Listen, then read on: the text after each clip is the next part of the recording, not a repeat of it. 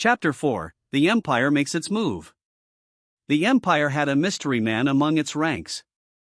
His name was Tatsuya Kondo, an otherworlder who knew everything there was to know about the Imperial Underground.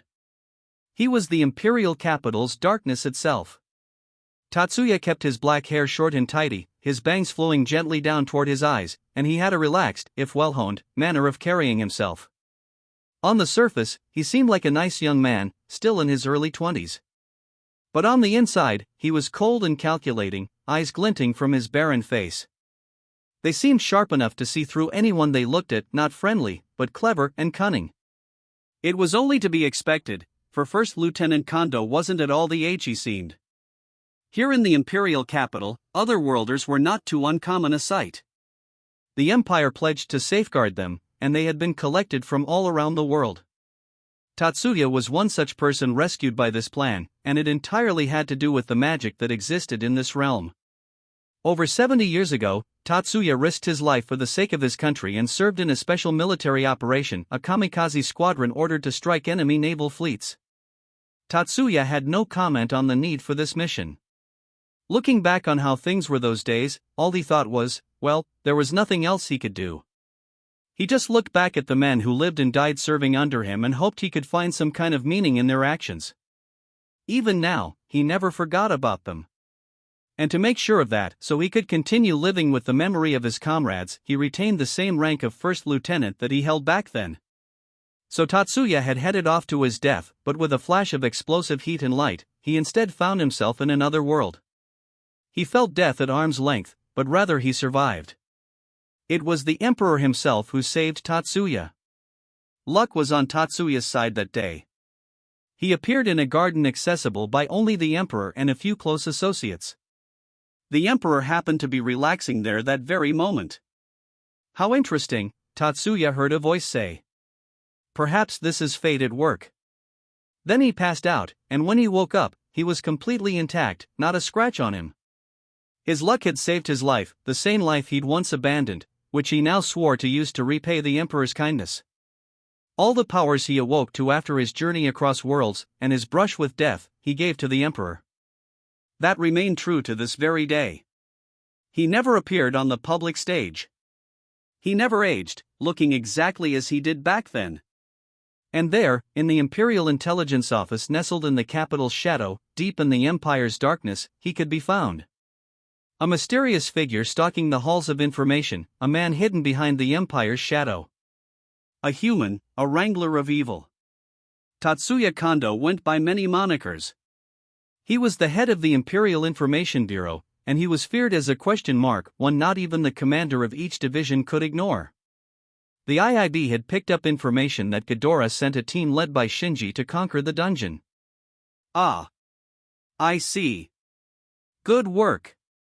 First Lieutenant Kondo was a quiet man. He said no more than that.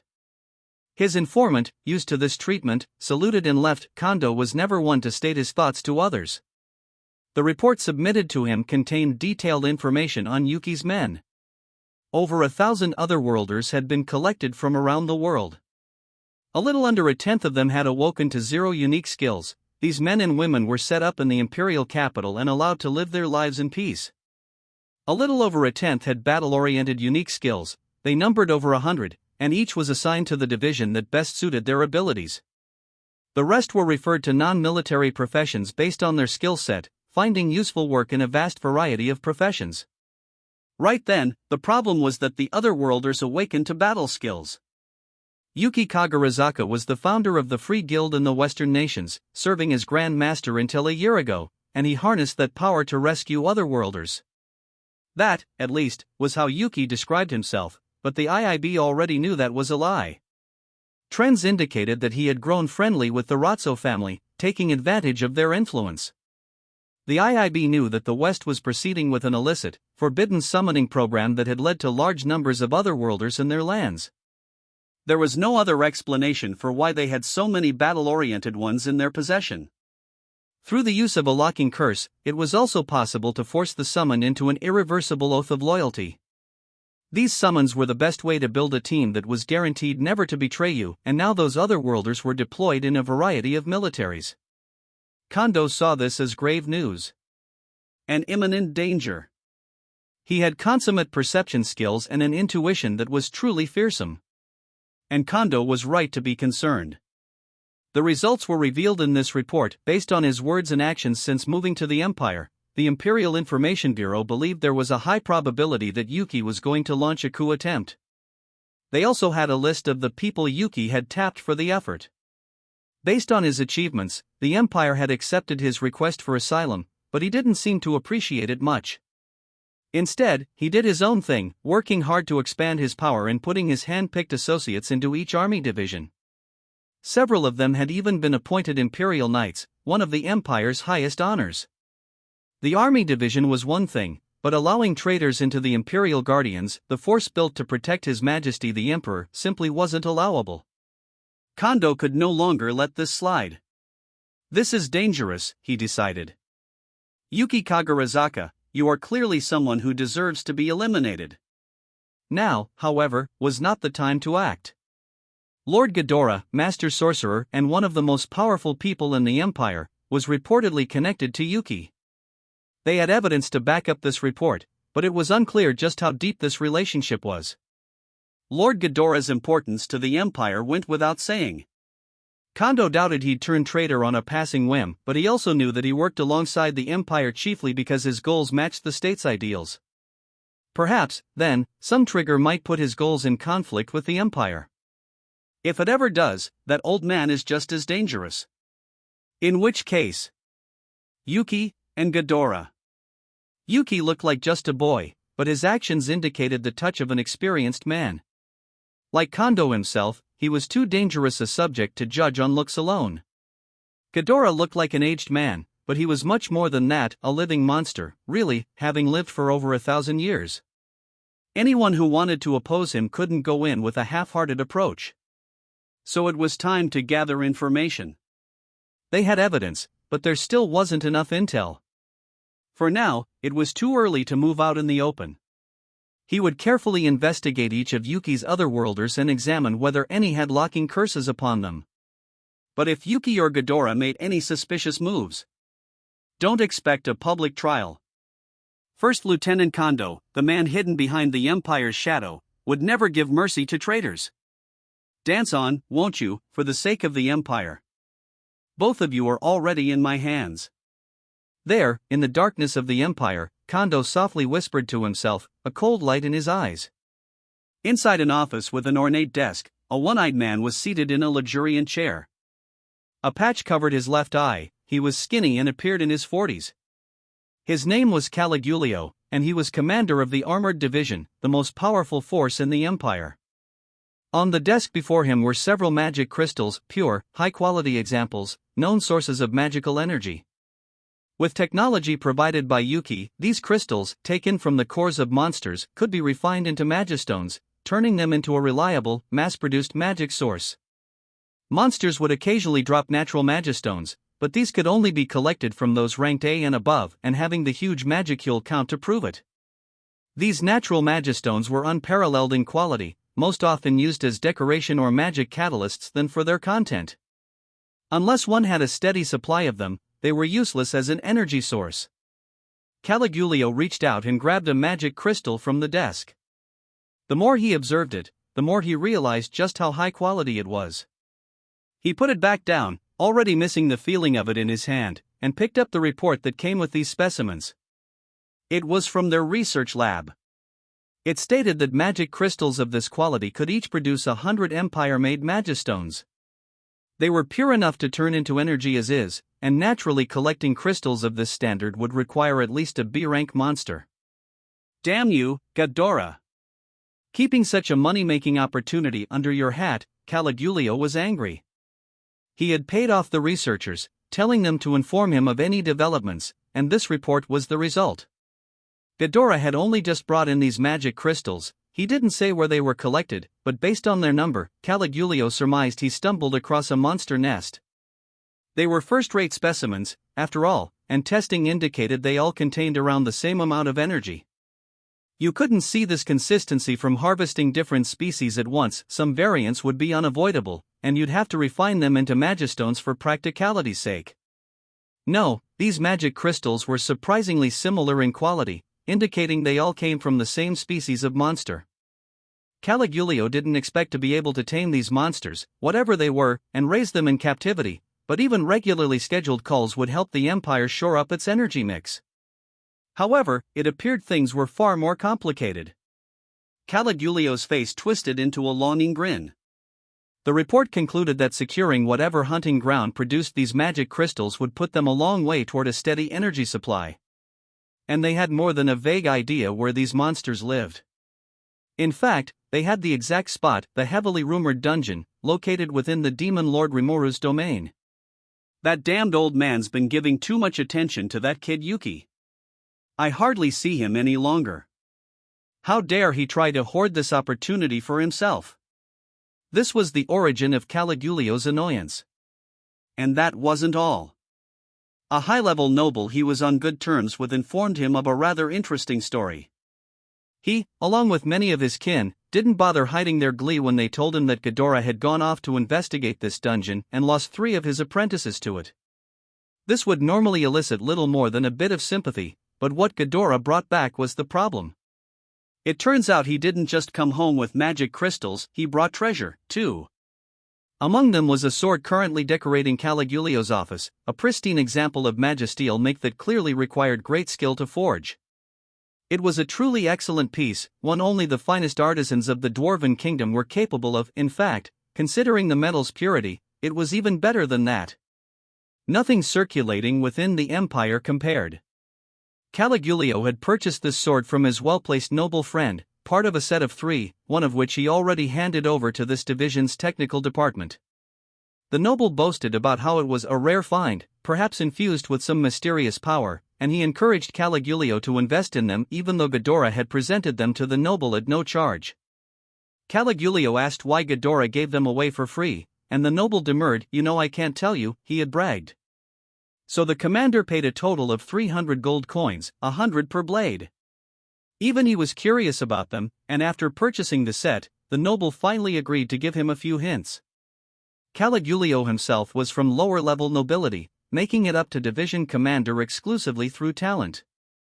Since the empire was a pure meritocracy, he technically outranked the upper-crust noble he got the swords from, since his title was based on birthright alone. Normally, he wouldn't give someone like Caligulio the time of day, but thanks to his rank, he had to at least feign politeness. I'm sure he's still turning up his nose at me, but that doesn't matter. Right now, I need to figure out how to exploit them for all they've got. The upper nobility never took action unless they stood to gain something from it. None of them were soft enough to tell him anything out of the goodness of their hearts. No, there must have been some cold number crunching behind their reaching out and telling him about Ghidorah's findings. Essentially, they had put Caligulio and Yuki on opposite sides of the scale. I can't believe how utterly greedy those nobles are. But look at you, Ghidorah. How dare you lobby the nobility to send the composite division to capture the labyrinth? You could have recommended my division, but no. I can't believe he's still sore about me taking the armored division from him. The armored division had just completed a major modernization campaign, thanks to Ghidorah's support. Its headcount had grown tens to hundreds of times over, but Ghidorah had absolutely no command over it. Caligulio was sure Ghidorah envied him for that. But fine. My noble informants were certainly a stroke of good luck. Now I can give them all the slip and claim this prize for my force. Winning over the upper crust nobility, of course, came at a price. If Caligulio did claim that prize, a decent percentage of it would have to go into their pockets. But he still didn't think it was a bad deal. This labyrinth produces more than just magic crystals. This sword is simply excellent rare class now, maybe unique class in 100 years. Even faster, perhaps, given how much magisteel they used. This alone proves how valuable the labyrinth would be in my hands. That was why Caligulio went through the effort of winning over the nobles. Now he was thinking about how he'd continue to fund this effort, going forward, but in the back of his mind, there was one nagging doubt. But what could that slot be for anyway? The well-placed noble mentioned of mysterious power, and he was sure that was straight from Ghidorah's mouth. Caligulio couldn't detect anything like that, but the empty slot on the hilt intrigued him. What could it mean? He had no way of telling. That's why he gave one to his technical department, but their analysis wasn't done yet. Of course, unlike in the West, the sword era is well and truly over in the Empire anyway. He was right. No matter what kind of value was locked inside this sword, it meant little to his modernized division. Only a well-trained warrior could get much use out of it, one like Caligulio himself or his close advisors. That was why he couldn't wait to hear the results. A few days later, Caligulio received an astonishing report. "Allow me to explain," said his chief technician, who came over to deliver the analysis in person. Following a scientific examination, they had discovered quite a few things. For one, the slot wasn't a design touch. It was an energy absorption device, a vehicle for the efficient production of magic. This wasn't a sword at all, it was really more of a magic launcher. "This is from the demon lord Rimuru, then we sure can't make light of him, no." What an interesting idea. Absolutely so. I believe it's meant to confuse opponents into believing it's a close-range weapon, only to surprise them with magic. And if the right energy supply is inserted into a slot, the caster or the wielder, I suppose, in this case, can cast magic with no effort at all. Yes, the most unique aspect of this weapon was how it let people non-sensitive to magic cast their own spells. It just flew in the face of common sense. But, the chief technician asked, "Are you sure this was discovered inside the labyrinth?" "Yes, we're sure about that. I sent some of my own men to the scene, and they backed up everything Ghidorah told us." Caligulio had sent a team of his own to the monster city of Rimuru to gather intel on the labyrinth. Their investigation hit a brick wall around the Floor 40 region, but a merchant gave them an interesting bit of info. Apparently these slotted weapons were discovered inside the labyrinth, and while they went at a premium on the market, they were still cheaper than unique class arms. So what are they for?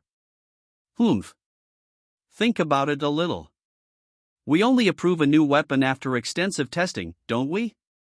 The chief technician was an intelligent man, but not at all a tactician. Only when Caligulio spelled it out for him did he understand their usefulness. Ah, I see. So they're putting them in the hands of that massive crowd of adventurers and having them examine their performance? That does make logical sense. When we placed a magistone into this slot, the sword immediately went up a rank and became a powerful magic sword, but we don't think their utility ends there. They'd need to experiment a great deal more to gain a full picture of it. I'm sure it would take them years. Right. So instead, they're more or less passing them out at random and letting the masses test them. And once they have all the data they need, I'm sure they're planning to take them all back. Caligulio had, to some extent, accurately read Rimuru's motives. Based on his own experience, he knew an experiment like this would take time to conduct. For now, these were strictly test weapons, but it'd still be dangerous to let them buy any more time. Humans were strange and interesting creatures, some of them had a knack for stumbling upon the kernel of something brilliant, especially those who willingly exposed themselves to danger. It really is a smart idea, he mused. Literally conducting human experiments in a lab where nobody would ever die. We were told this bracelet was required for that, but our analysis hasn't produced any reportable results yet. If the rumors about that are true, it'd certainly be a boon to military training, wouldn't it? The chief technician took out a carefully sealed box and showed it to Caligulio. Inside was a resurrection bracelet, one of the treasures Ghidorah brought back. I'm sure this example's a fake, of course. Regardless, if our army can capture this labyrinth, if it did, and discovered this bracelet system to be the truth, the results for his force would be beyond substantial. Ho! You are an ambitious man, Sir Caligulio. But are you prepared to fight a demon lord over it? Of course I am. It'd be a bad move to challenge him for no reason, but the forest of Jura is right in the middle of our invasion route, and this labyrinth's at a spot we can't possibly ignore. Someone has to capture it. He. Well, it's all in how you frame it, I suppose. They exchanged a chuckle over this. Think about it, after all.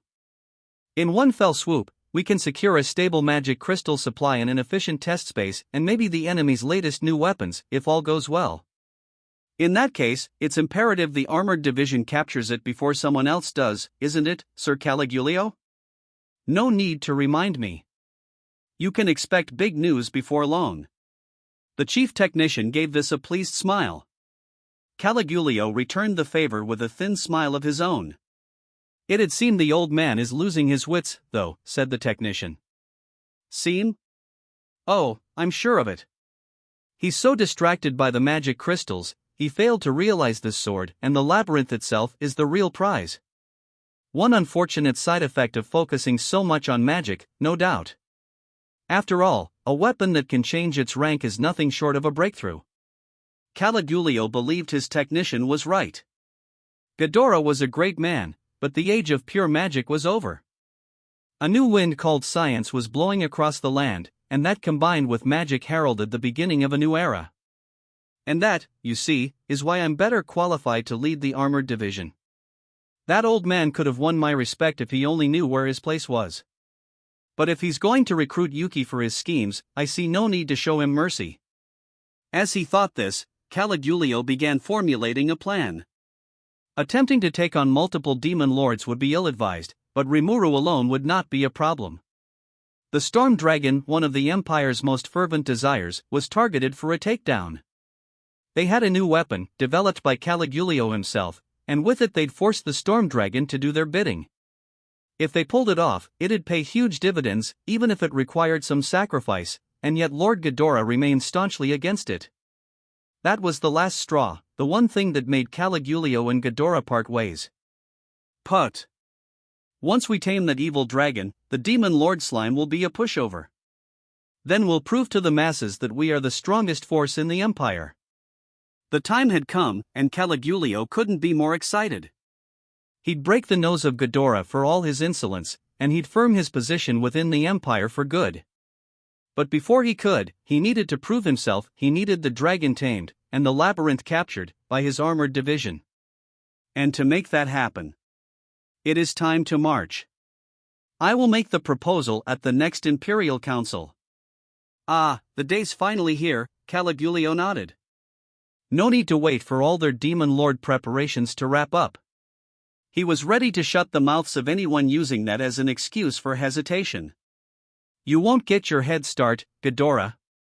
And Yuki, I bet you're ecstatic to have Ghidorah on your side, aren't you? Well, I'm about to teach you exactly where you belong. He sneered at all his foolish colleagues. They had every chance to gain valuable information, and they let it go by without even realizing it. They were all a bunch of imbecilic wannabes anyway, Caligulio was sure of it. But even as he derided his peers, his mind never stopped working. How could he glean the most profit from this? He thought this over as he began to assemble his full proposal to the emperor. And with that, the empire would begin to move. The Imperial Council was about to begin. The military officers and the civil officials, too, seated in a neat row, were all nervous. This was not a peacetime gathering, and nobody else even dared venture near the great conference hall where the council took place. Things were different with this meeting, everyone could feel it. Everyone bowed their heads when the emperor's entry was announced. Behind the blind, they could sense someone, the United Emperor Ladora Namal Nazca, supreme leader of the Nazca Namriam Almeria United Eastern Empire, the world's greatest military superpower. He never spoke directly to the masses, only through the blind could one be privy to his presence. He was the apex of society, and only his closest associates even laid eyes upon him. Simply being there overwhelmed all nearby. He was the sole commander, the absolute, and just a very small handful of people were permitted to voice their opinions around him. Nearly 200 people were assembled in the meeting hall. The commanders of each imperial division were there, along with their aides. So were the elite members of the Imperial Guardians, standing at attention in a clean, well-practiced line. Government ministers, and members of the House of Lords, filled the chamber's seats, a truly distinguished group of people, all with their heads bowed as one. Only the rustling of clothes echoed in the silence. Then all sound disappeared. With that signal, the Prime Minister motioned toward the Chief of Protocol. His Majesty the Emperor. Everyone in the chamber voiced their greeting in unison, breaking the stillness like a mighty choir. So began the Imperial Council, one that would doubtlessly go down in history, for they were scheduled to debate the Empire's upcoming invasion. The meeting solemnly began. With regards to the large-scale campaign in the works, opinions among the council were divided into two factions, a cautious, conservative side and the more enthusiastic among those calling for war. The first topic for discussion: what pretense would they use to launch the war? It was a silly question, the emperor willed it, and so it shall be. But was war possible? That's where opinions differed. One side called for careful action, the other, an all-out trouncing. Meanwhile, the civil officials argued that they should begin with diplomatic efforts, a call to surrender, for example, or some threats to lay on the pressure. If the emperor believed the time for war had come, no one had the authority to defy him, but the imperial edict had yet to arrive, and so every side brought their own motivations to this council. The war was a matter of time, how to wage it was the issue. The demon lords, their domains dotted across the continent, were an annoyance, but none of them would take action unless their borders were violated. The real obstacle was the storm dragon, and the debate subsequently turned toward the forest of Jura. One council member voiced his opposition to the war. "If I may, Your Majesty, I am against this campaign." This was Lord Ghidorah, the Empire's greatest sorcerer, and he spoke without a hint of fear. How shamelessly timid. "You bring this up yet again, Sir Ghidorah?" He was rebuffed by Commander Caligulio of the Armored Division. This happened every time they were the leaders of their respective factions, conservative and belligerent. "If we want to strike the West, that will not be an issue, but Veldora, that evil dragon, lurks in the forest of Jura. We have only confirmed the dragon's revival 2 years ago. How could we not be cautious?" Some voices agreed. Others derided Ghidorah for his weak-heartedness. Over 300 years had now passed since the Veldora massacre. The terror it caused had largely faded from people's minds. The Warhawks formed the majority faction. The situation didn't look as good for Ghidorah's side. Caligulio, sensing this, decided to fan the flames. "There is much, my lord, we can learn from your more cautious stance. However, as I've said here many times before, we now have foolproof measures against Veldora. With our new weapon, it is now fully possible to make that dragon bow to our commands." "That is absurd. This is not a forum to talk about your dreams, Sir Caligulio. Nobody can deny the possibility of it failing, so why would we not be cautious? Especially now, when the entirety of the forest is ruled over by a new demon lord. They say demon lords never form alliances, but there's no reason to go out of our way to antagonize one. We have word that the dragon is revived and working in a partnership with Rimuru, the new demon lord. And with any demon lord, the proper way to go about things is with a non-aggression pact. The Valley of Death that linked the Empire with the former domain of Claymon was large enough to march a large army through. That option, however, was off the table, for it meant making an unauthorized entry into the demon lord Milim's territory. If these were fertile lands, their army could proceed much faster than if they had to navigate a forest, but the advantage wasn't worth riling Milim over. Along similar lines, a path through the forest of Jura would put them within shooting distance of the west, but Veldora the storm dragon was back, and right next to him was the demon lord Rimuru. As Ghidorah saw it, there was no need to deliberately create more enemies. Several of the council's civil officials agreed with this, but Caligulio just snorted at it. "In that case, Sir Ghidorah, are you asking the Empire to give up on its dearest of wishes? If they can't traverse the forest, it'd be difficult to deploy a substantial force in the west." Caligulio's question thus had the full support of the military behind it. "Sir Caligulio is right, my lord. Before the mighty Empire, a demon lord is no threat at all. How can you be so disrespectful in front of His Majesty? Dare you defy the will of the Emperor, Sir Ghidorah? No. Think about it. Instead of taking on a demon lord, it is far wiser to win the cooperation of the Dwarven King. We'd suffer no casualties, and it would make seizing the west that much easier." Ghidorah tried to rebuke these opposing viewpoints. But one onlooker laughed at him. "You are the one being absurd, Sir Ghidorah. The Dwarven King is renowned as the master of the sword. His predecessor was a mighty champion, and he is just as powerful. He is surrounded by a legion of other notorious heroes, all capable of putting up more resistance than any demon lord. I would relish the chance of waging battle against them, but that is not our main objective. Instead of fighting a group of champions, we would receive far more public support for slaying a demon lord. This shouting came from Greydom, the Beast King and commander of the Magical Beast Division. All he had to do was stand up, and the intimidation he exuded was overwhelming. He had the air of a ruler and the power to tame any magical creature. He was also one of the foremost fighters in the Empire, leader of a proud band of warriors. In terms of strength, the commander was said to be the second best in the Empire. He wasn't in the single digits rank-wise, but his powers had quickly earned him a post leading a division. Being in a position untouchable by any ranking duel made him believe he was the strongest, and thus Greydom resented the Empire's marshal, the one person higher than him in the military hierarchy. Some rumors said he had lycanthrope blood in him, but none of these had been confirmed. Whether that was true or not, Greydom was definitely the type to act on gut instincts instead of reason, and Ghidorah therefore had trouble dealing with him. Sir Greydom, I fear you are making an incorrect comparison. I am saying that we should make King Gazel our ally. Fool! If we were going to annex the Dwarven Kingdom as well, your point would make sense. If anyone gets in the way of the Empire's ambitions, all we have to do is pound them into submission. But what kind of scheme is this? We have all the war power we need, and we still can't take action because of this tepid nonsense you're spouting at us. Don't be ridiculous. The Dwarven Kingdom is a natural fortress. The idea of taking it down by force is simply silence. Why must you continue your pathetic mewling in front of the Emperor? This is exactly why you were dismissed from your role as division leader. Greydom the Beast King shouted at the top of his lungs. He was telling the truth. Until about 30 years ago, the Ghidorah-led magic division was one of the three major ones the Empire boasted.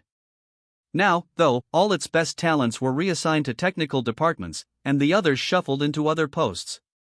This was because magic, at the heart of it, depended on the talents of individual casters. First, you needed magic force to cast anything, and that wasn't something you could acquire in a class that limited the numbers right there. Second, while magic was an effective tool in battle, the Empire had developed a weapon that all but supplanted it, a portable magical weapon, commonly called a spellgun. These were powered by magistones that activated a magic circle carved inside the gun barrel, allowing anyone control over magic. A single spellgun could generate only one type of magic, which was a disadvantage, but their usefulness still couldn't be overstated. Meanwhile, for close-range combat, the Empire had developed magic sabers. These handheld weapons operated on the same principle as spellguns. They were small arms pre-installed with magic. The example they set was part of why Imperial military technicians could pinpoint what the dungeon-made slotted weapons were for. It was clear now that both sides of this conflict were thinking in similar ways. And now that even those without natural talent could cast magic, the role of the magic division was over. It was the end of an era, a melancholy moment for Ghidorah. But the scorn for Ghidorah wasn't over yet. Ha ha ha. You are well advanced in years, my lord. Your magic knowledge is the treasure of the Empire. You have given untold assistance to the Armored Division's development of new magical weapons, but as Sir Greydom stated, you're speaking out of line. Have you completely lost your nerve? Caligulio gave him a mocking laugh. Snickering bubbled up from the seats of the military and the House of Lords. Don't any of you understand? That evil dragon holds control over natural disasters. He is one of the most powerful presences in the entire world. You are the one who fails to understand, my lord. The imperial military is not what it used to be. We have studied the knowledge of many from other worlds, the science they have brought with them. We have obtained an entirely new and different technology from what this world knew before, and with this new technology, our army has grown dozens of times more powerful than the last generation. Sorcerers like you are anachronisms, failing to keep up with the march of time. It is time for you to accept His Majesty's good graces and humbly announce your retirement. What? Ghidorah fumed at this, but it was just an act. He had, after all, already capitulated to the demon lord Rimuru. He was trying to guide the council away from war, but beyond that, he didn't care much what came next. I pity every one of these buffoons. Science is a wondrous thing, but the sorceress dynasty of the Lion has its own secret knowledge, sorceress science, they call it. Sir Rimuru himself is an otherworlder. And the Empire may be kept secure by its military might, but for how long? Now that he knew the truth about Tempest and about Rimuru, victory for the Empire seemed very uncertain to Ghidorah. He didn't wish misfortune upon his former colleagues, and he felt a debt of obligation to the Emperor. That's why he made an honest effort to steer the Empire off its course, but if it failed, he wouldn't dwell on it. Yuki had a coup simmering anyway, and once it broke out, Ghidorah intended to keep the Emperor secure. He was sure Yuki wanted the Emperor assassinated. If he planned to conquer the world, then all its leading figures were nothing but obstacles. Before now, he let him do what he wanted, but now that he had no reason at all to wage war, Ghidorah could no longer allow Yuki's schemes to plunge the world into chaos. I can't say what'll happen in the future, but I doubt what I say here will change anything. Now, I suppose, I'll fulfill Sir Rimuru's request and build up more excitement for the dungeon. With that tacit decision, Ghidorah turned his eyes toward Yuki, who, up to now, hadn't said a word. Seeing Ghidorah fall silent, Caligulio assumed victory was his. Ghidorah's magic division was dismantled in the military's last major reshuffling. Since then, Ghidorah had been treated as a technical advisor for the armored division, an honorary post and nothing else. But he was widely known for his champion-level powers, and he may still have had more influence around the Empire than Caligulio himself. And it was Ghidorah, and Ghidorah alone, who recommended Yuki as a division leader. Simply infuriating. Caligulio didn't like it one bit. The great Ghidorah, lauded as a master sorcerer, was an old man, but his career was filled with meritorious deeds. He knew he couldn't afford to shed his politeness when dealing with him. But, hey, he's a relic of the past. Now he's nothing but a crotchety old man, a drain on all of us. Over time, the Empire had grown into a superpower in war. And as sad as it was, poor old Ghidorah simply couldn't keep up with that. The Empire was in a new era, and its 3 new military divisions were incomparably stronger than before. The armored division Caligulio led was the largest military division in the Empire, driven by a combination of otherworld science and magical technology. Its force consisted of over 2 million deployable soldiers, but this included troops garrisoned across imperial territory. Only about 1 million could engage in maneuvers on a moment's notice, but this was still an army on a stupefying scale, one unthinkable 100 years ago. The Magical Beast Division Graydon led was using DNA analysis technology brought by otherworlders to capture and raise magical beasts. The tamed, powered-up creatures this program produced now formed the core of this division. Nothing like this had ever been attempted before with such beasts, but this division made it happen, and thanks to their effort, the Empire could even train magical beasts as battle mounts. These were used by the Empire's greatest champions, those who analyzed the blood of ancient heroes and made it their own. These champions were innately powerful, and awakening the forces within their blood allowed the Magical Beast Division to recruit nothing but these champions. It was a comparatively small division, only around 30,000, just 1 in 100,000 had this kind of talent. But their mounts were magical beasts, at least A- in quality, and when matched with the right champion, their power was incalculable. It was truly an elite force, worthy of being a full division despite its smaller size. Finally, the composite division Yuki led was a group of talented individuals with extremely powerful latent abilities. The general public considered this division a hodgepodge of scrappy odds and ends lacking any real cooperative spirit, but that wasn't the right way to describe them. They didn't work well with others because they were already pretty omnipotent by themselves. As a band of exceptional, tough-to-control individuals, they had many talented otherworlders, their latent potential anybody's guess. It was populated by those with irregular traits, things that couldn't be reproduced after extensive experimentation, difficult to handle, but packing more of a punch than an A-rank magical beast. They may not have known what their abilities were, exactly, but as weapons, they were too good to dispose of, and this force was where such accomplished people were inserted.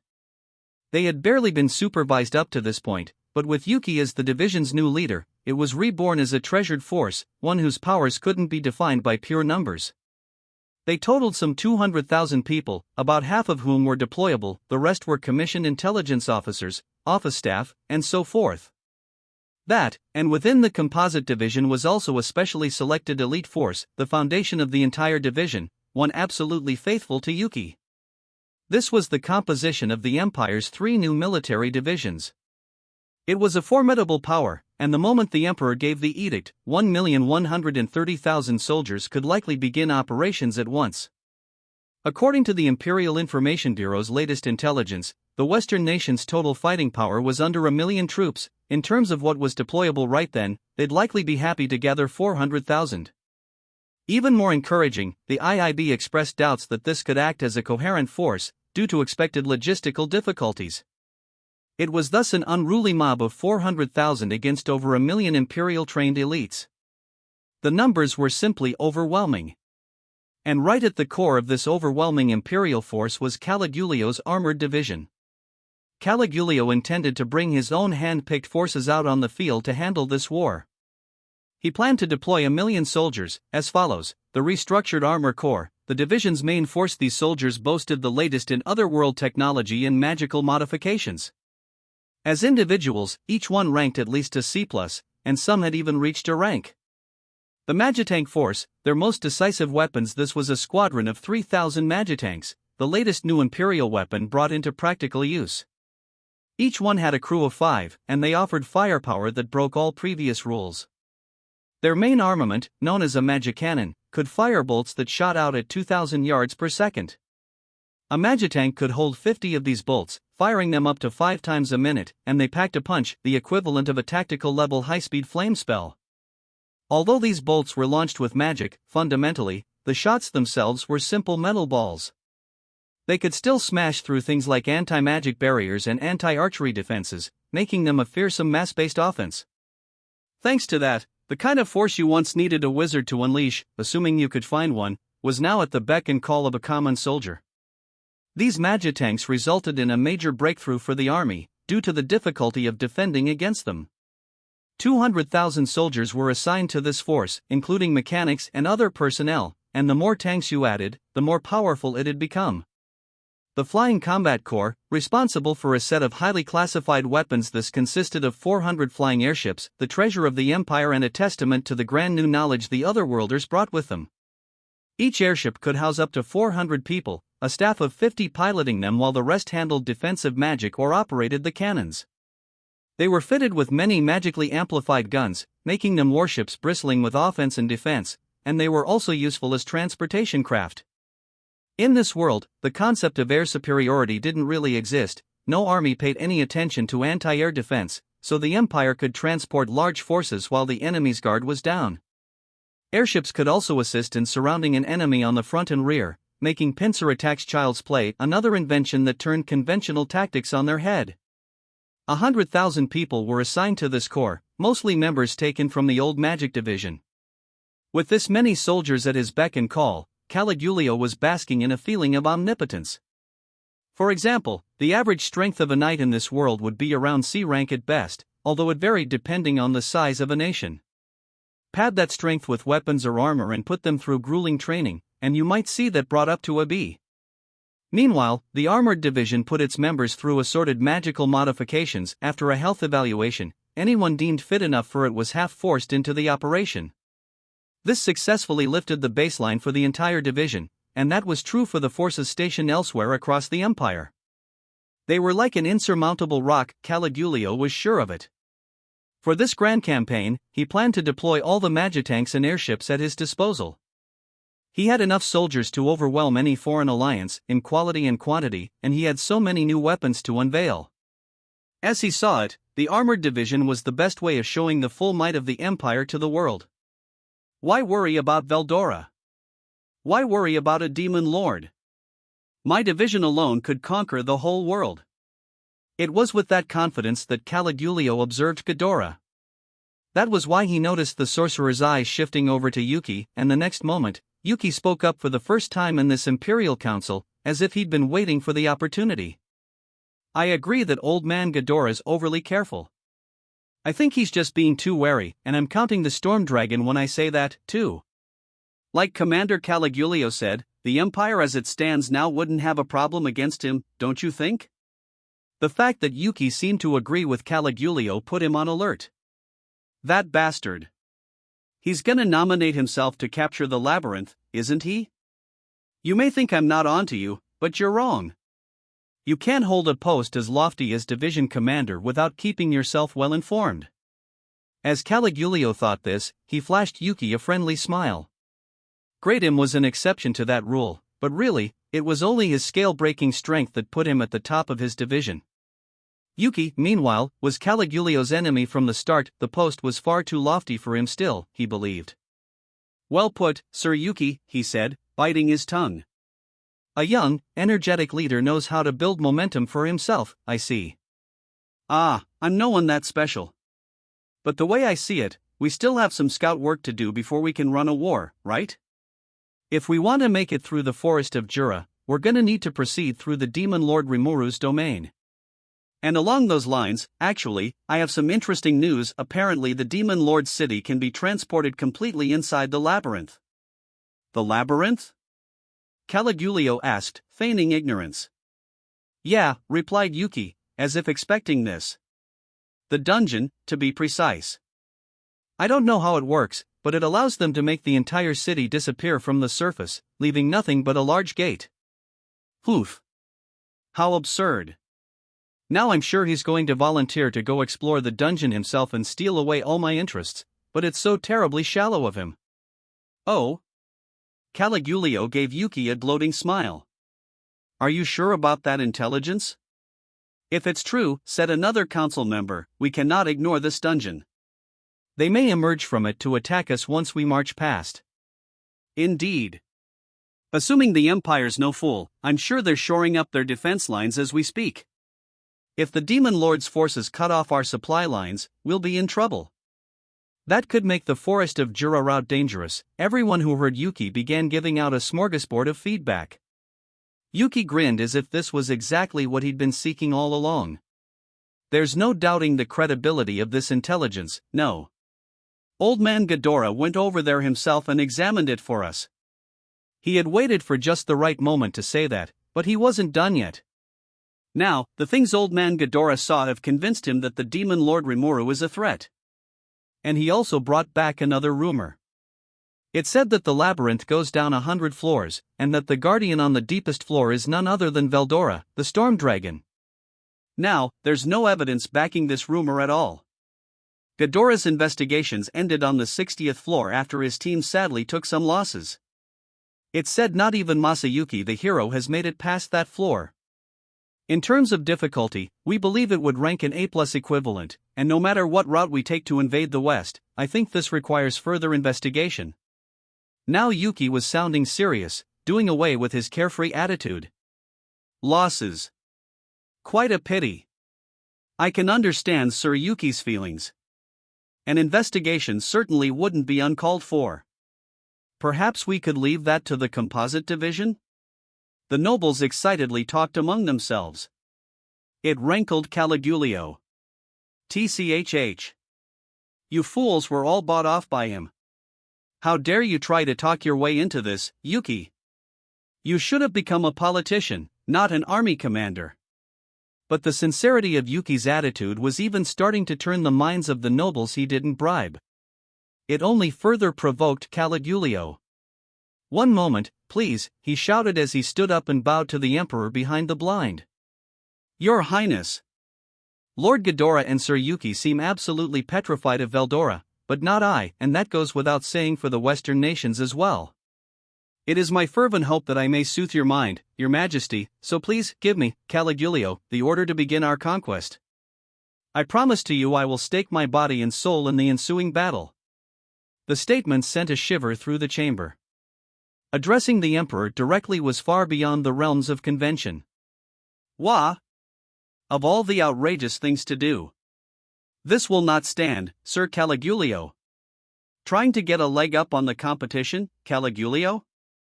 Your Majesty, our magical beast division is ready to deploy on a moment's notice. Please, grant us your order as well. Even Graydam was entering the fray. In that case, a frazzled-looking Yuki added, allow the composite division to investigate this.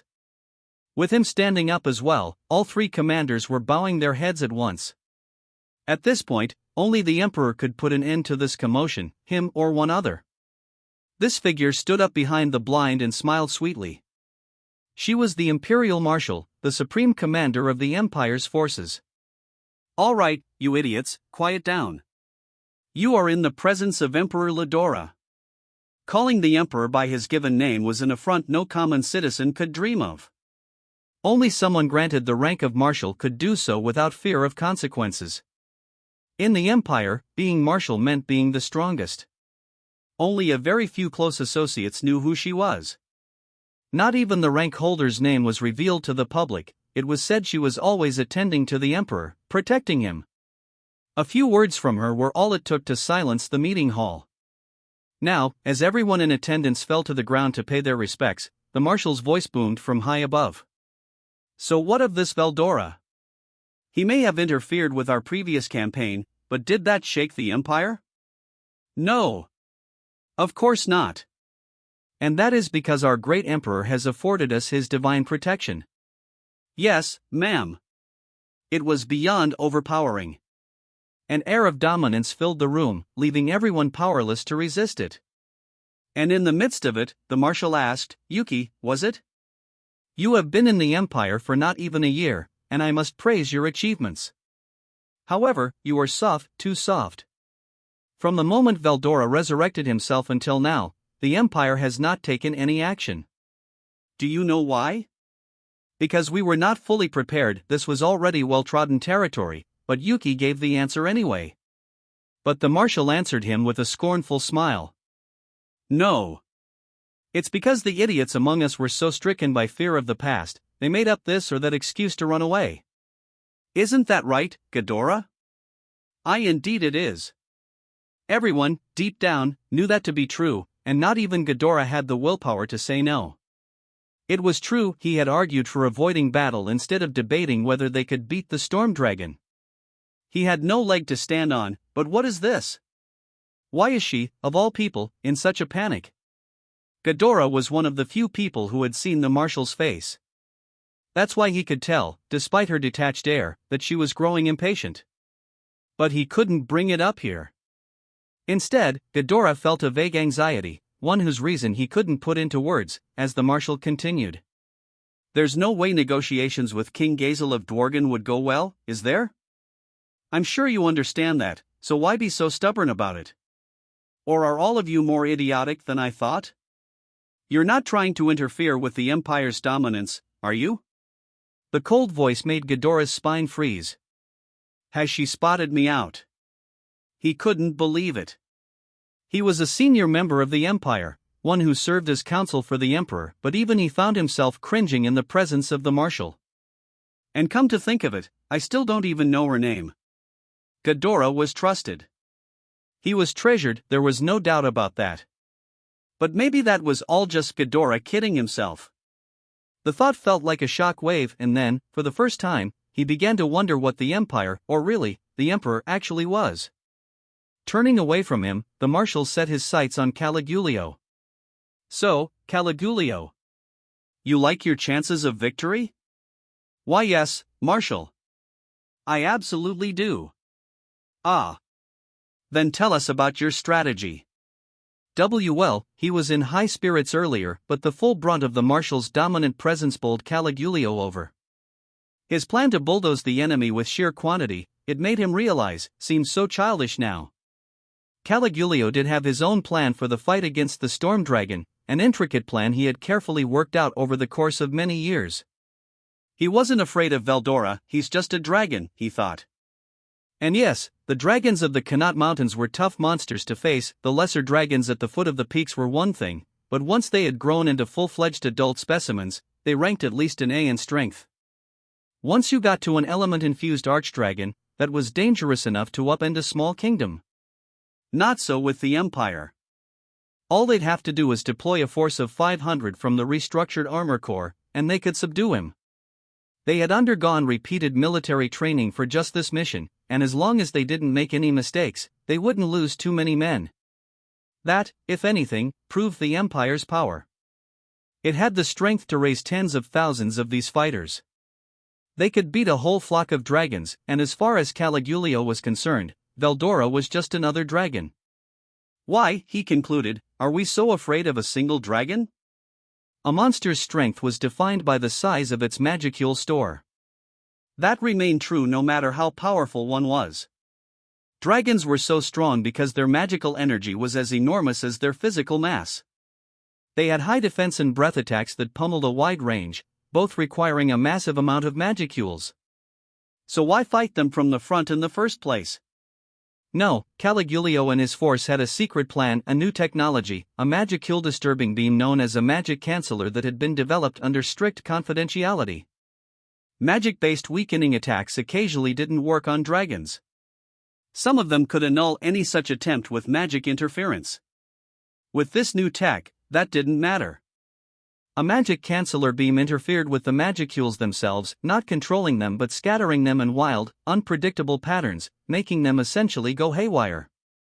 Applied to a sorcerer, it'd jam his spell and keep him from invoking the magic.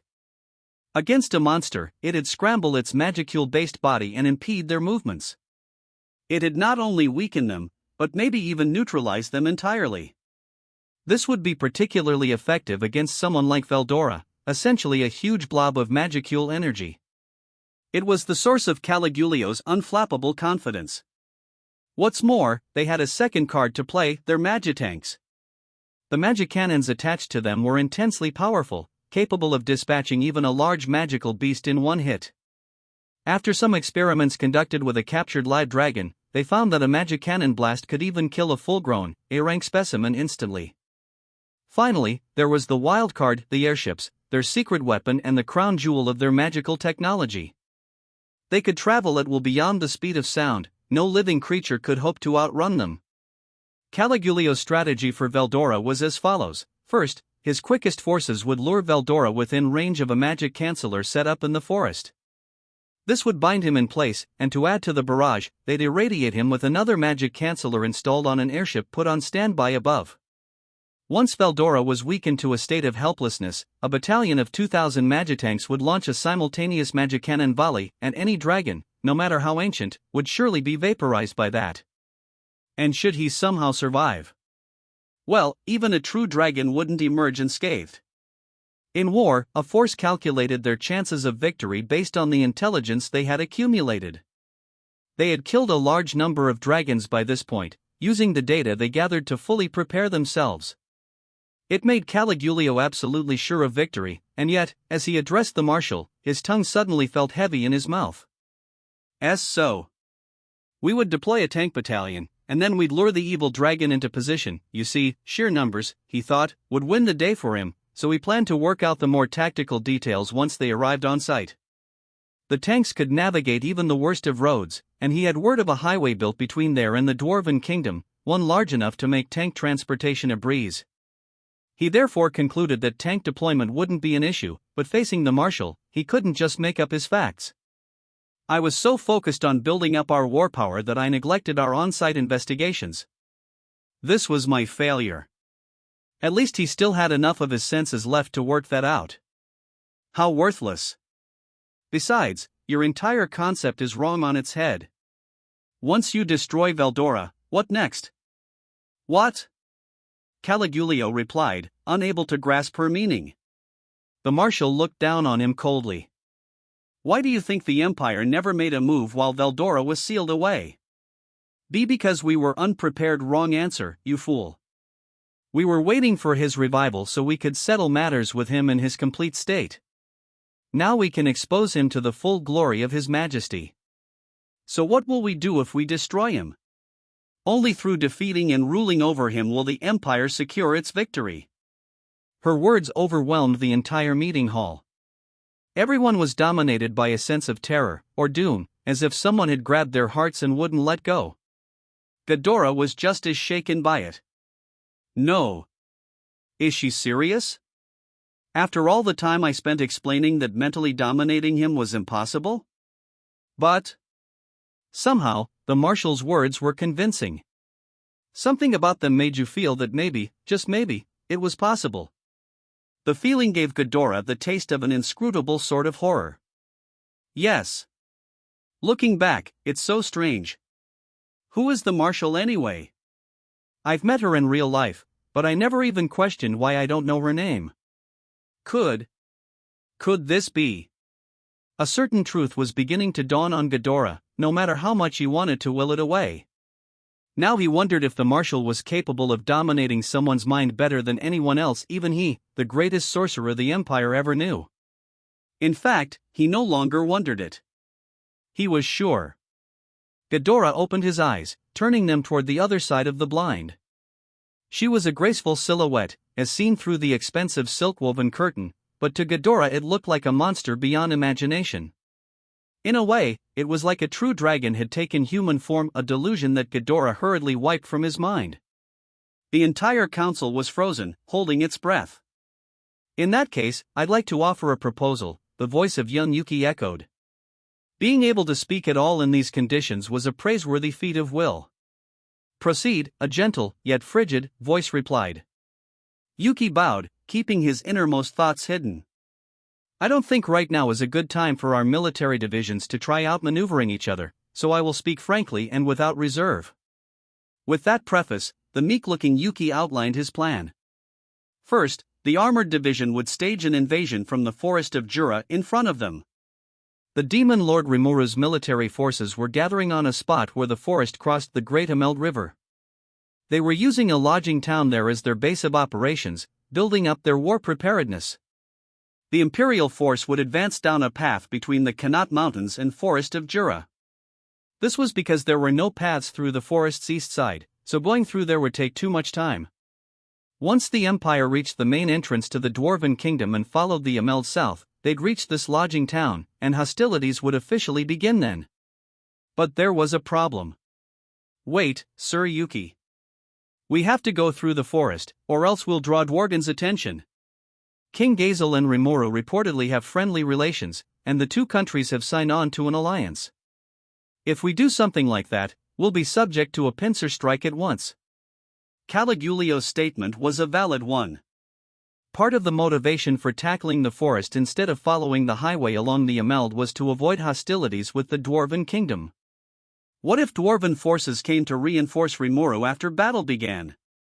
They had already decided that their supply lines couldn't be allowed to get cut off, but in this case, they'd be stuck between the forest and the river. If they sustained attacks on both sides there, their numerical advantage would be lost. Even with airships, they'd have to form entire fleets to keep such a force supplied. That was why Caligulio couldn't let this suggestion go unchallenged. But Yuki just smiled, like he saw it coming. Don't worry, Sir Caligulio. We're not aiming for the lodging town, we're aiming for the Dwarven Kingdom. If King Gazel won't listen to our offer, then we can't really call them a friendly nation, can we? There's no reason to leave them around. Wah! Yuki left Caligulio at a loss for words.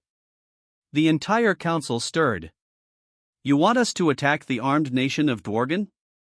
I am sure we could win, but who knows how many casualties we'd face?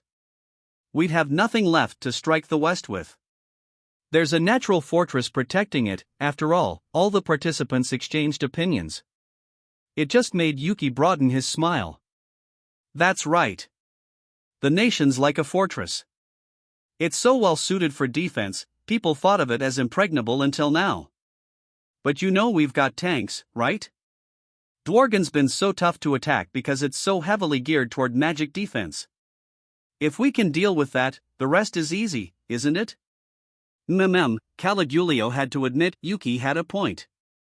Assuming they attacked the Dwarven Kingdom, they'd have to strike the east or central entrances. If they wanted to catch them by surprise, they'd have to skip the east, on the border with the Empire, and attack the central gate, which exited into the forest of Jura. If they could pose themselves as hitting Rimuru's lodging town, then roll the tanks up to the central gate, it'd block any Dwarven reinforcements while simultaneously securing the lodging town for them. I see. That might be a pretty interesting approach. Right? And if the dwarves are in trouble, the demon lord Rimuru will kinda have to get moving. But we'd have the initiative, and if we set up the battlefield so we could ambush them, it'd give our forces the advantage, yes. Caligulio nodded. It sounded doable.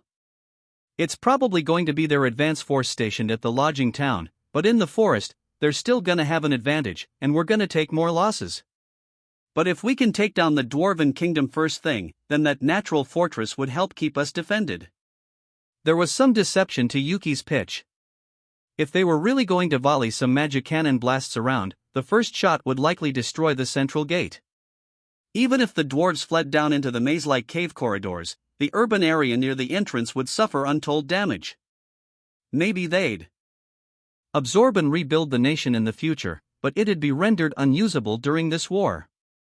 Caligulio spotted that, but he decided to put up with Yuki's cajolery anyway. I'm not sure it'll go that well, but you do bring up some good points. Certainly, it'd be more uplifting for us if we set a trap and annihilated them all at once, rather than chase them like mice across that accursed forest. After that, we can take our time advancing everyone toward the Tempestian capital. Well, before that, there's more to my plan. My composite division, as everybody here knows, is more suited for individual, one-on-one battle rather than group ops. I'm thinking, this is the best force you could ask for to investigate that dungeon for us.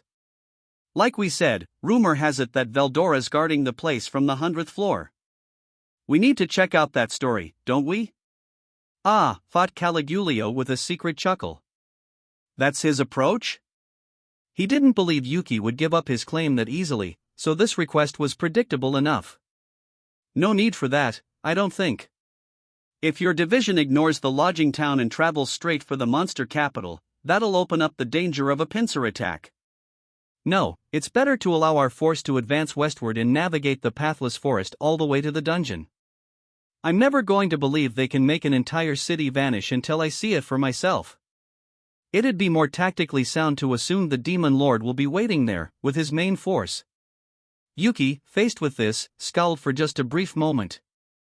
Caligulio was perceptive enough to notice it. Ha ha ha. So naive, still. Don't get full of yourself, kid. You can't always get what you want. But as he basked in his joy, finally, this is turning into a decent military conference. Very well. You seem confident enough, Caligulio. I'll let you handle the Demon Lord. And with that brief statement from the Marshal, the Armored Division's invasion of the Forest of Jura had been approved. But she wasn't done. However, this is still too weak an approach. If we're attacking Dworgen, better to apply pressure to the East Gate as well. I'll leave that responsibility to the Composite Division. Commander, I want you to consider your division's formation carefully, as you'll still be handling capital defense as well. Yes, Marshal. Yuki considered objecting for a moment but stopped himself. By the sound of the Marshal's voice, he realized this was an order set in stone. Instead, Greydom, the last remaining commander, spoke. Please, wait just one moment. Are you asking the Magical Beast Division to stay put, then? I promise you, we can play a starring role in any engagement, so please. Greydom looked almost grief-stricken as he raised his voice toward the silk blind.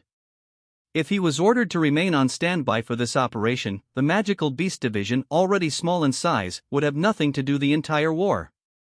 Everything would be covered, and Greydom would have no chance to earn any achievements in battle, a tragedy he'd do anything to prevent.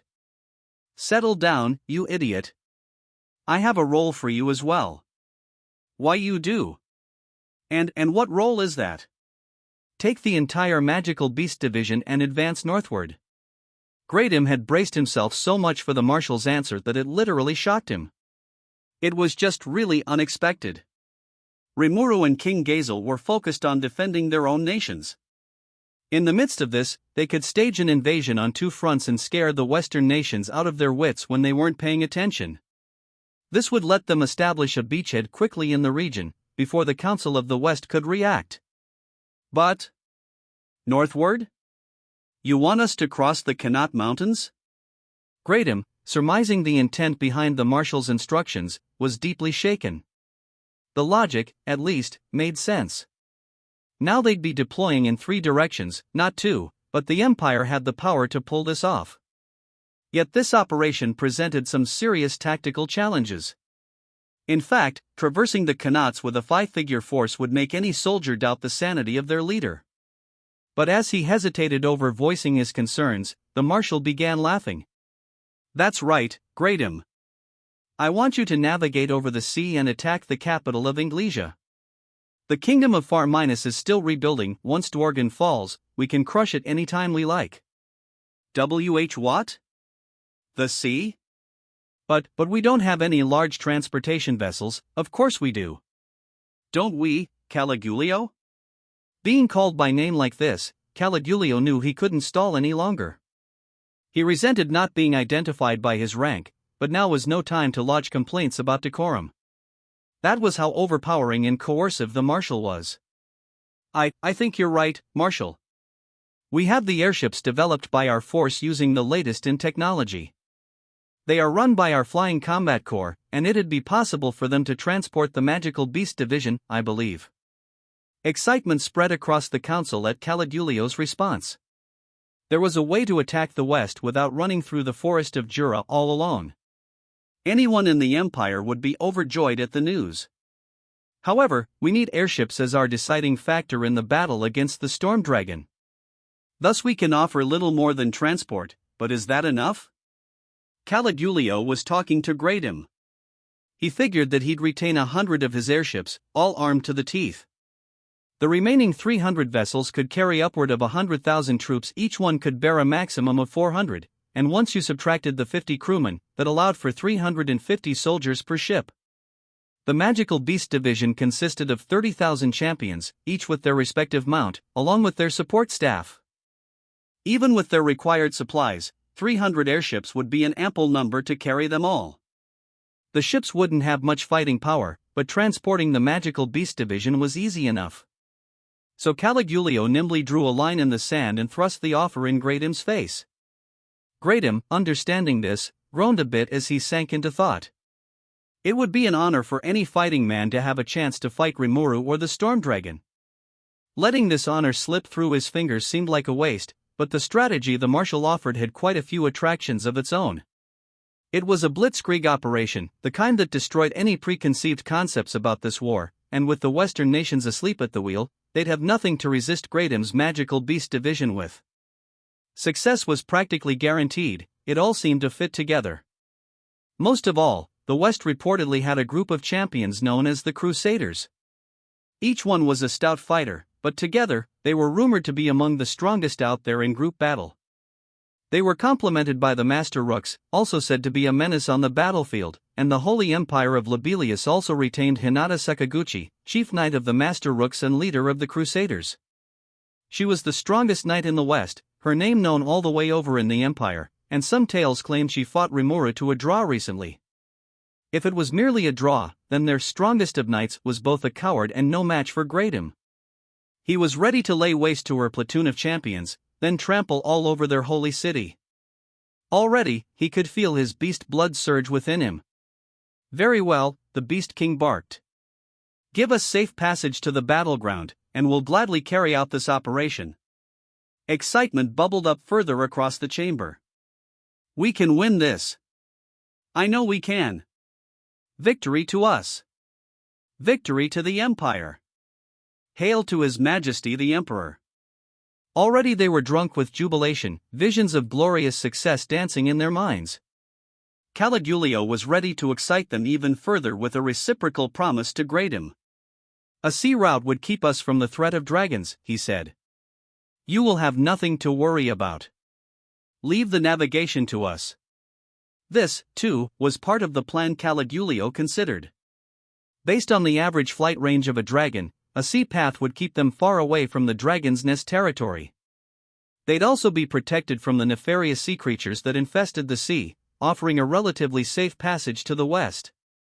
On the other hand, there'd be no way to team them up with a tank force, so Caligulio thought it was too early to offer the plan as a potential option.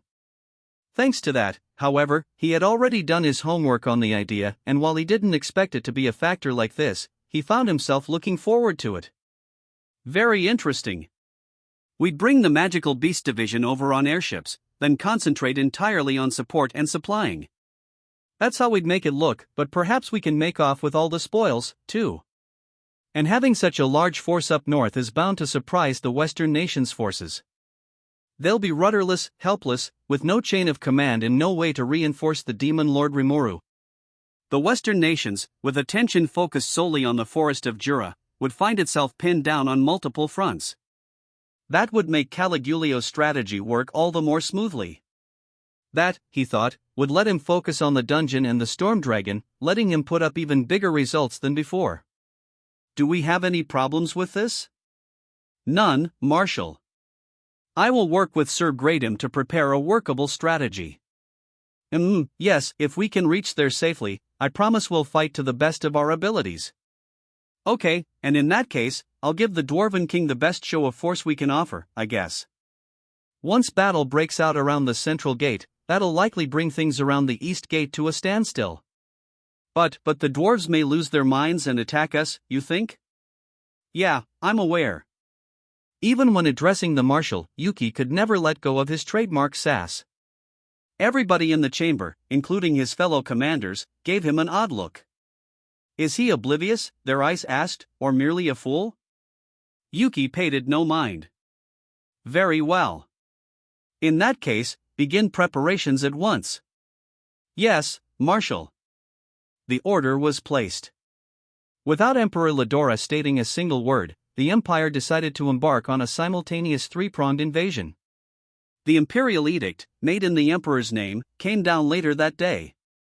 Now the whole Empire was feverish with enthusiasm. After a yawning period of obscurity, the time had come to display their mettle in war. After the Imperial Council ended, Yuki breathed a sigh of relief. The Marshal had never spoken at any of their conferences before, but today she took an oddly proactive approach. This would require more than a few changes to Yuki's plans, but, it's no big deal. My army's gonna get to deploy pretty close to the Imperial capital, like I planned for.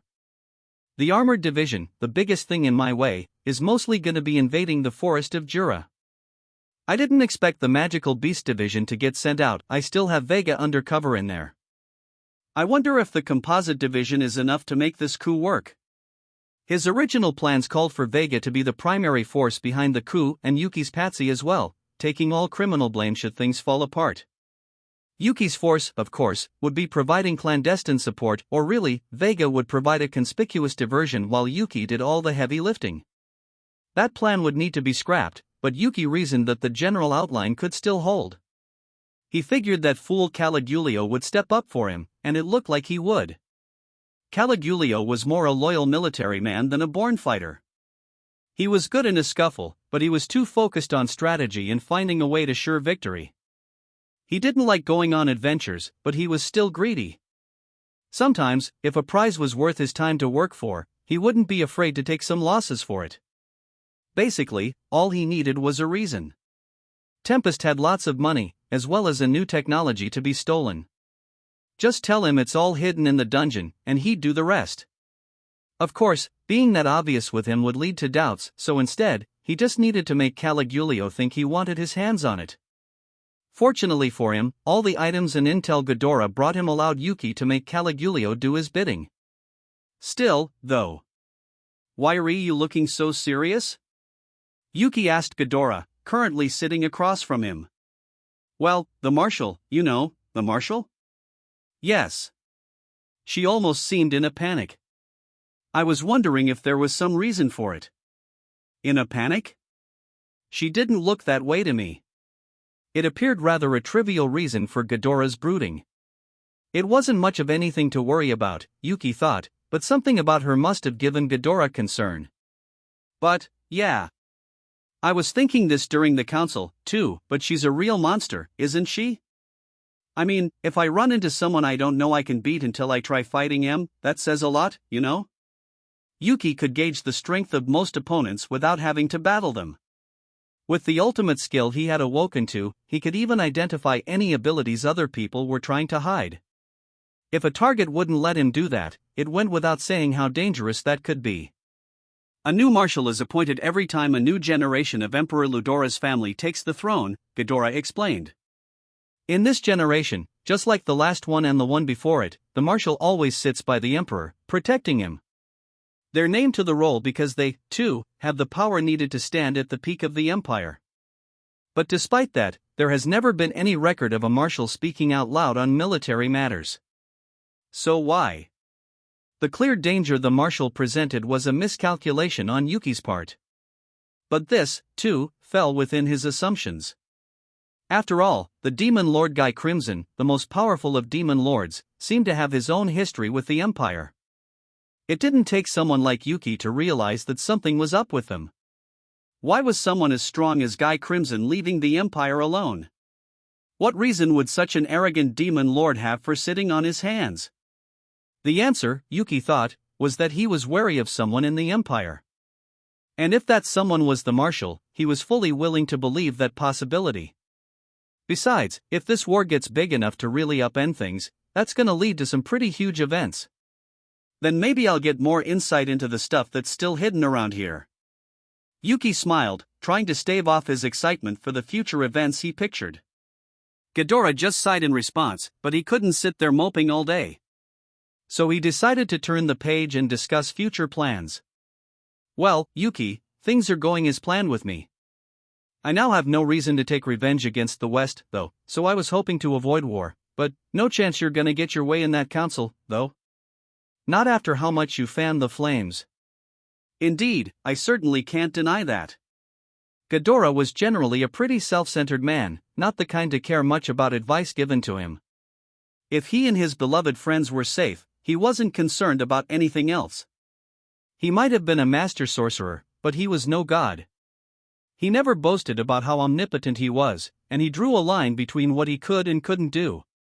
That was why, as his last service to the Empire, he advocated against entering into war.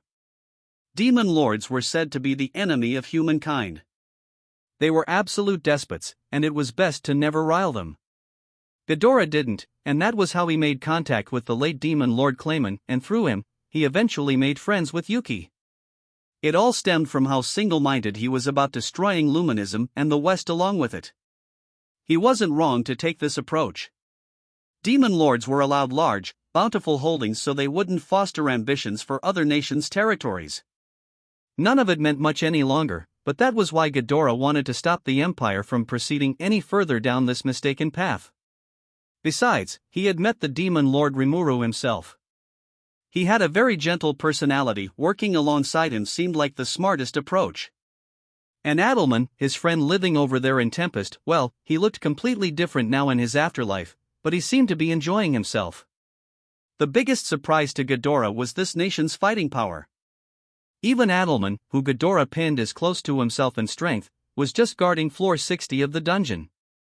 Apparently he had earned a promotion to floor 70, but it just showed how many more people were above him. And that wasn't even counting the officials and aides who served Rimuru. You'd have to be a fool among fools to fight that nation. Ghidorah was sure of that. And that's why he believed the Empire was going to be trounced in this war. He didn't know what Shinji Span thought, but in Rimuru, Ghidorah sensed something he just couldn't get to the bottom of. That's what inspired him to plead against this war so ardently. His efforts didn't pay off, but at least he lived up to his end of the bargain with Rimuru. He successfully turned the Empire's attention toward the dungeon, and now it was time to figure out what he'd personally do. I no longer care much about what happens to those who didn't heed my advice. After I have my final audience with His Majesty, I intend to travel right over to the land of monsters. That's a pretty frank way to announce your betrayal. It's not a betrayal. I simply live the way I want to. And this is not goodbye for us, Yuki. Should you ever run into trouble, you can always rely upon me. Ghidorah was a selfish man, but he was kind to those close to him. He seemed to like Yuki, and he made that clear now. Ha ha ha. Well, I'll be sure to. Yuki nodded, snickering to himself. Yes.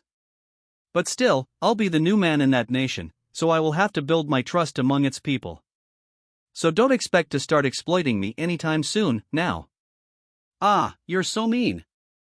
That's kinda better left unsaid, isn't it? Oh, come now.